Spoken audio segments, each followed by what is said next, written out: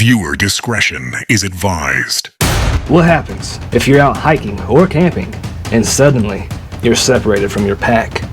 No tent, no tools, just your pocket-sized Altoids Survival Tin. Could you make it through the night? Let's find out.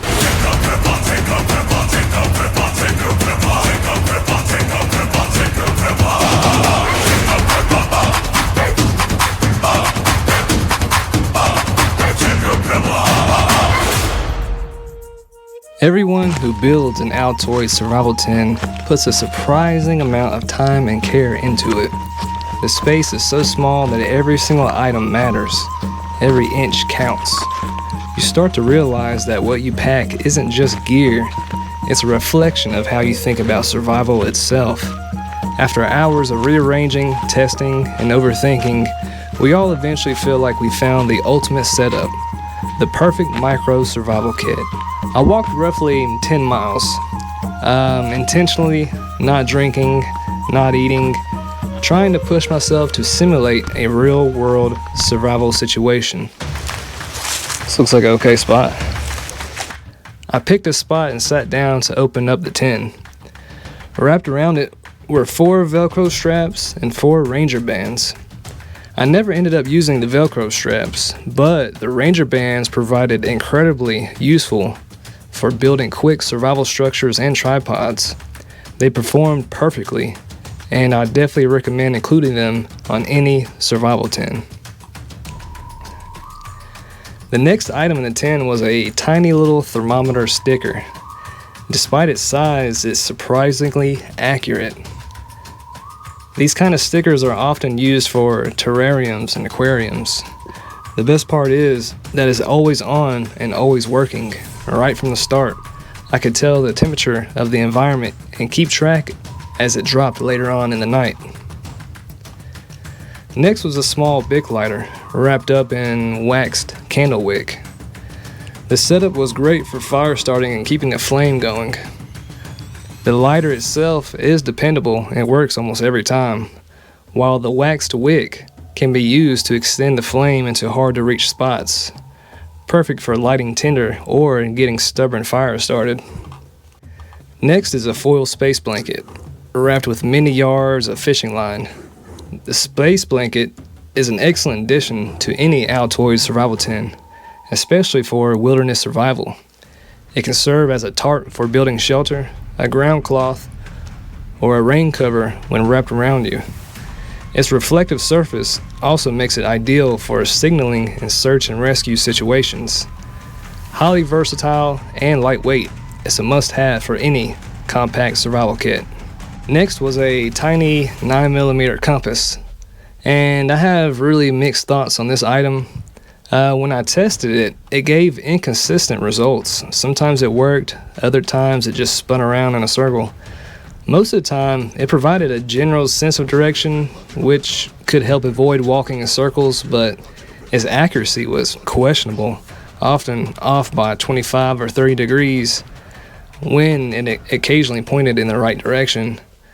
I wouldn't fully rely on this in a survival situation. In the future, I may consider a larger, high-quality compass for reliability, as I can't risk my life on this one as is. Next was a small Swiss Army knife, equipped with the usual tools like scissors and tweezers. I modified mine by replacing the toothpick with an extra ferro rod for fire starting, which made it even more useful in a survival scenario. Overall, this knife proved very practical, and I would definitely recommend including a similar one in any Altoids survival tin. Next was a metallic pencil sharpener, which quickly became my favorite item in the entire kit. I use these all the time, and they reliably produce wood shavings that are perfect for starting a fire. I highly recommend including one in any Altoids survival tin, especially for anyone who relies on fire making in their kit. Next were 2 keychain rings. They are small but useful. My original idea was to craft a water bottle crawfish trap and use the rings as handles to pull it out of the water. However, I never found any suitable plastic in the wild, so I never ended up using these. Next was a tiny LED light powered by 3 small batteries. Surprisingly, it was very bright and could even help you navigate a trail at night.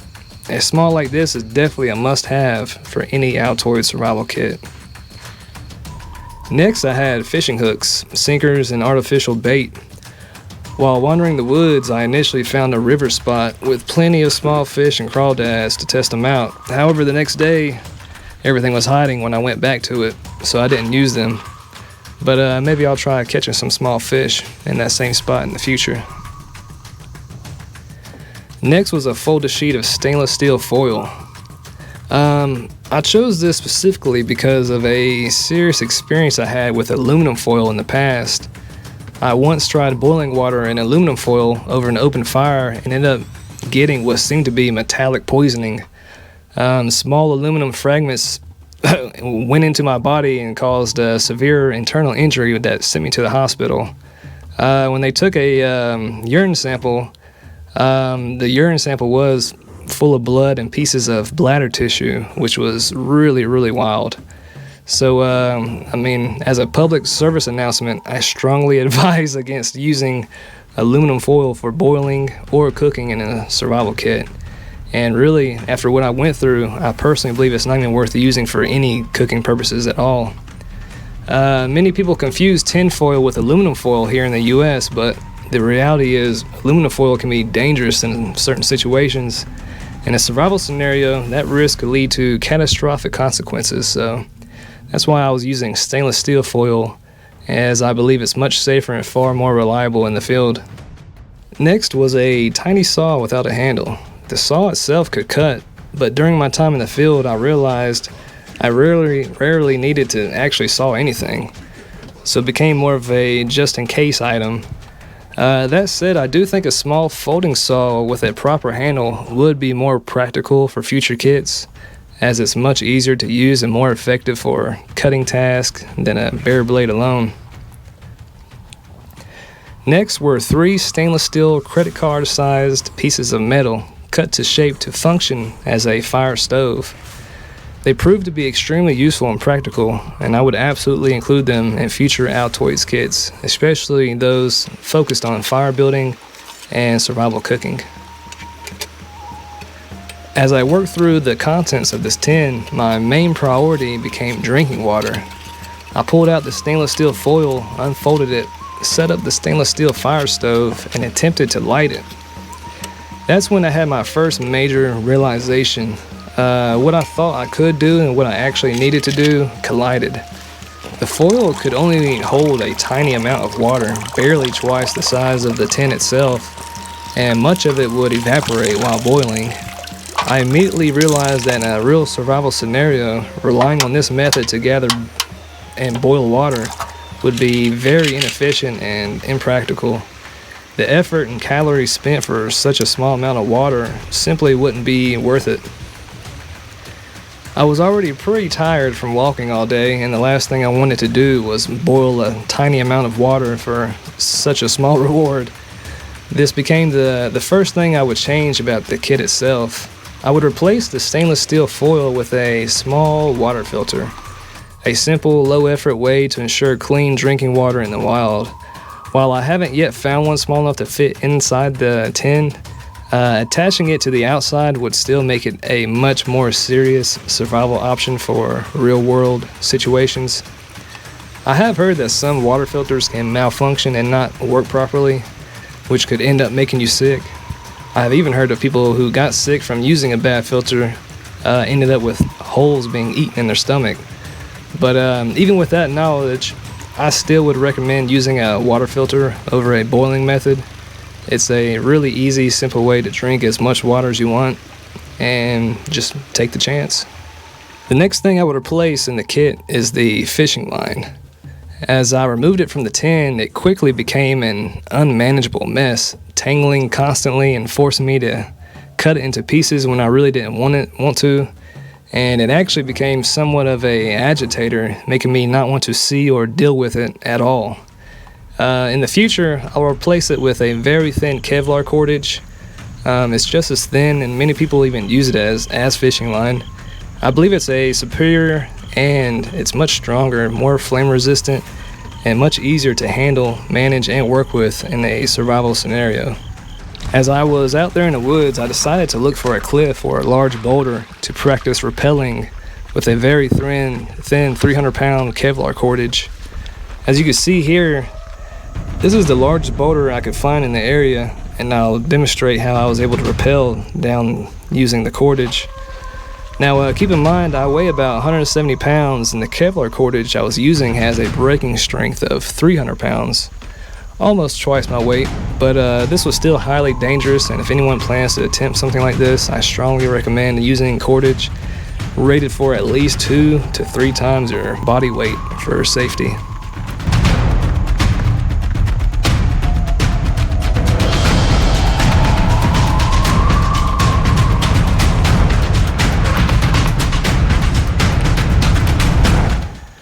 As I was walking around, I came across an old tin food can, and it made me realize how helpful it would have been to have a small can puncher in the Altoids kit.